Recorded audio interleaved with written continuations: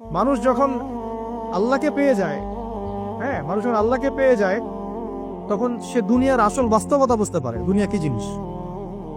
আলী রাদিয়াল্লাহু আনহুর একটা বই পড়ছিলাম, উনার যে মানে দর্শনগুলা, উনার যে মানে চিন্তা ভাবনাগুলো, উনার কিছু লেখা ছিল, কিন্তু এগুলো সব জায়গায় আসে নাই। এই বইগুলো সবাই পায় না, কিন্তু রেয়ার বই। তো ওখানে দুনিয়ার এক্সাম্পল দিচ্ছেন তিনি বলছেন দুনিয়া এমন জায়গা যেখানে কেউ যদি ডুব দেয়, সমুদ্রে ডুব দেওয়ার মতো জাস্ট ডুব দেয়, তাহলে তার আমল, যত নেক আমল, সব আমল কমে আসবে। এটা কিন্তু বাস্তব। দুনিয়াতে ডুব দিবেন আপনি, দেখবেন আপনার নেক আমলগুলো কমে আসতেছে। তিনি বলছেন দুনিয়া হচ্ছে সাপের মতো। কেমন?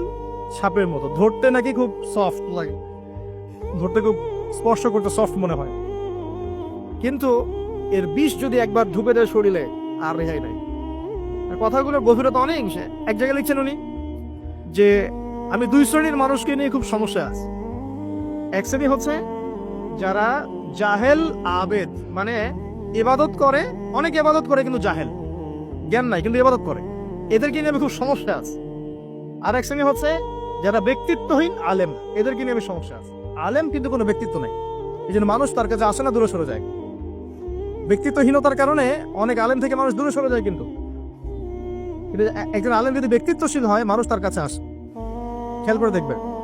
তো উনি বলছেন আমি এই দুই শ্রেণীর মানুষকে নিয়ে সমস্যা আছে, আর পড়তে শুরু করলে মনে হয় যে পড়তেই থাকে। বলছেন যে আমি অনেক জায়গায় ঘুরলাম, অনেক কিছু দেখলাম, শুনলাম, বুঝলাম, শেষে গিয়ে বুঝলাম যে মানুষ শুধু স্বার্থের জন্যই মানুষের কাছে থাকে। বলছে কথা। তিনি বলছেন তুমি যদি ভালোবাসাকে বাড়াতে চাও তাহলে মানুষের সাথে খুব বেশি মেলামেশা করতে যাও, একটু কম মেলামেশা করো, একটু দূরত্বে থাকো, তোমাকে মানুষ ভালোবাসবে। আর তুমি যদি খুব বেশি ডুব দাও না, তখন তোমার মূল্য আর ব্যক্তিত্ব নষ্ট হয়ে যাবে।